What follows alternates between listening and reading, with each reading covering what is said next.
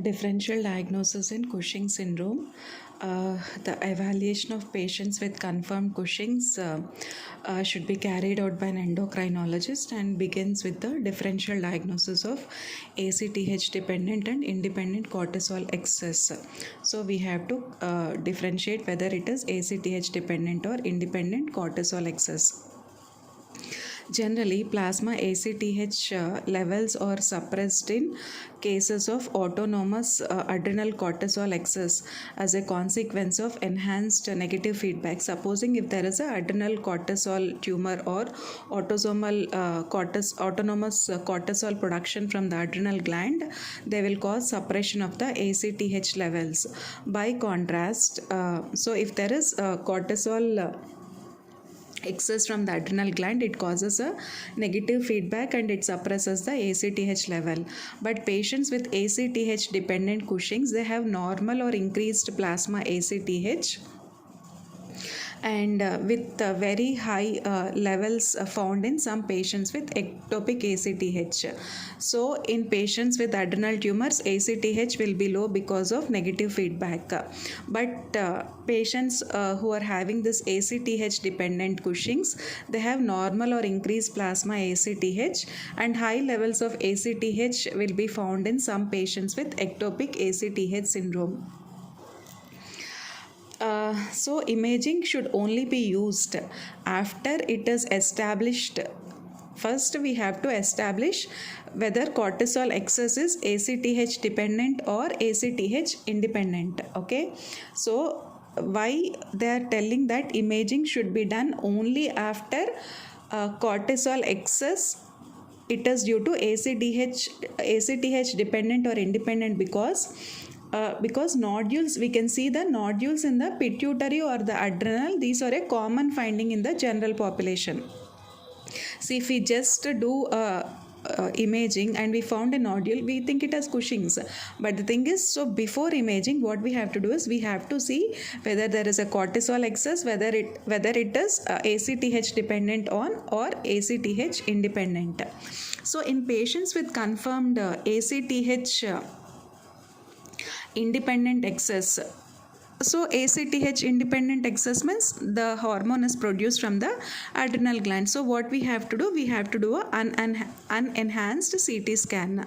So this will unenhanced CT scan. So what this will allow the assessment of the adrenal morphology and determination of pre-contrast tumor density.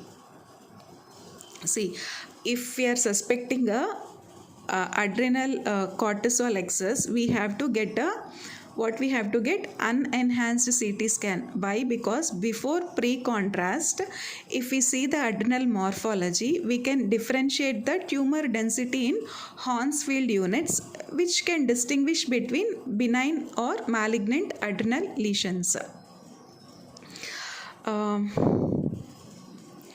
For ACTH dependent cortisol excess, so what we have to do, MRI of the pituitary is the investigation of choice. But sometimes even MRI pituitary, in 40% of the cases there are small tumors, so that will fall below the sensitivity of detection. So characteristically, so pituitary corticotrope adenoma, sometimes they fail to enhance with gadolinium on T1 weighted MRI images.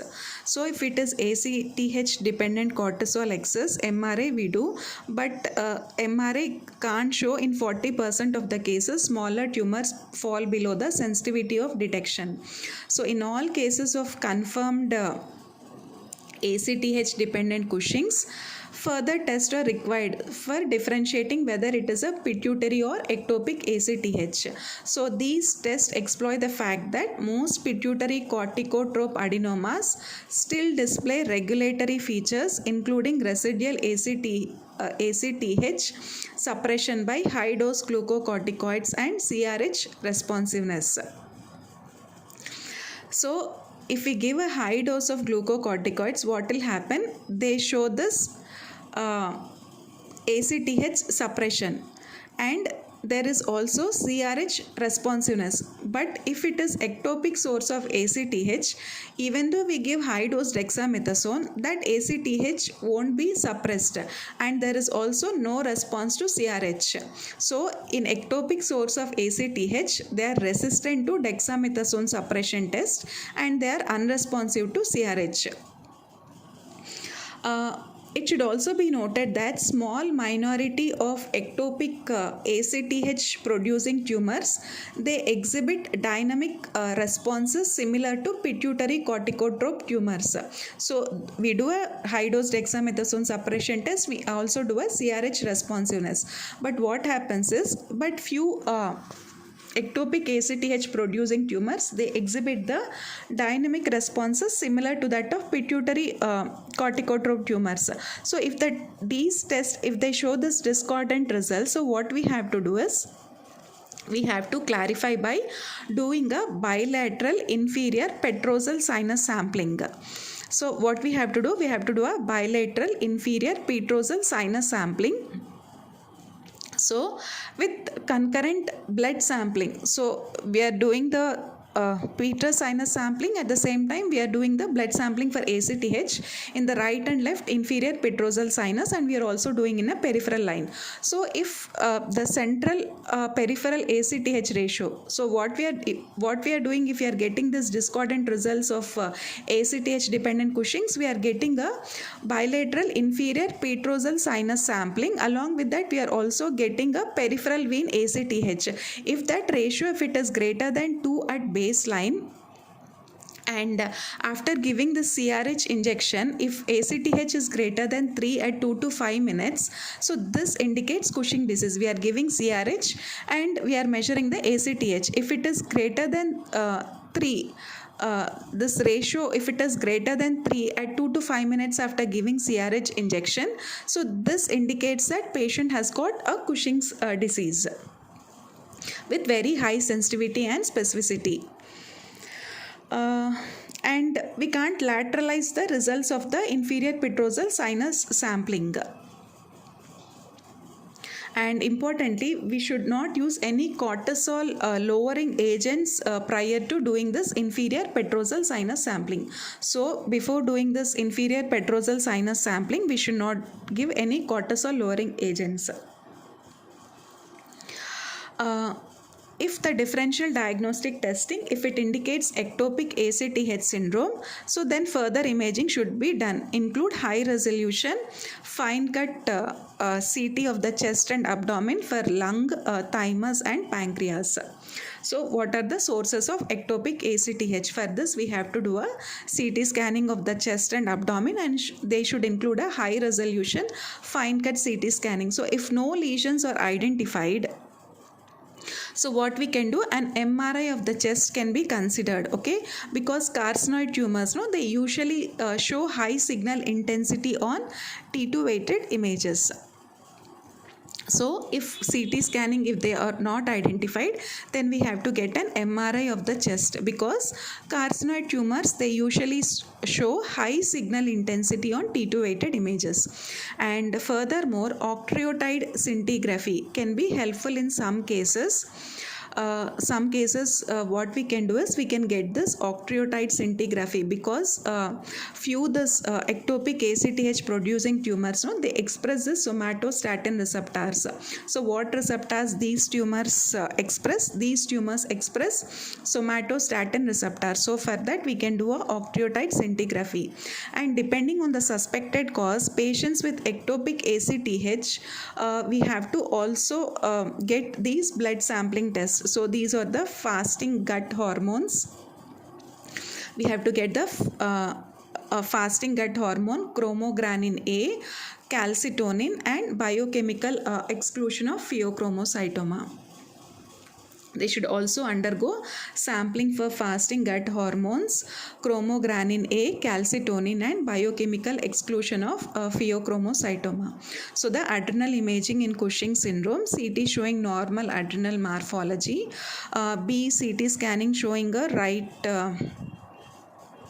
adrenocortical adenoma, and MRI showing a bilateral adrenal hyperplasia due to excess ACTH in Cushing's disease, and MRA again in image D showing bilateral macronodular hyperplasia causing Cushing syndrome. So what is the treatment of the Cushing syndrome? So overt Cushing's, it is associated with a poor prognosis if it is left untreated. So in ACTH independent disease, surgical removal of the adrenal tumor, we have to remove the adrenal tumor. For smaller tumors we can do a minimally invasive approach, but for larger tumors and malignancy, an open approach is preferred. For smaller adrenal tumors, a minimally invasive approach can be used, but for larger tumors and suspected malignancy, an open approach is preferred.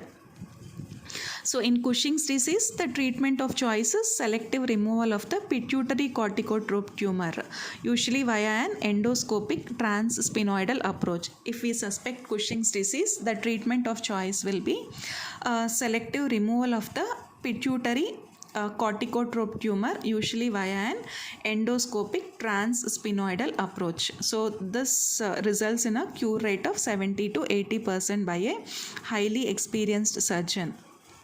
However, even after initial remission following surgery, long-term follow-up is important, because sometimes what happens is there can be a late relapse. So even after removal of the tumor, there could be a late relapse. So we have to follow up the patient. So if that pituitary disease, if it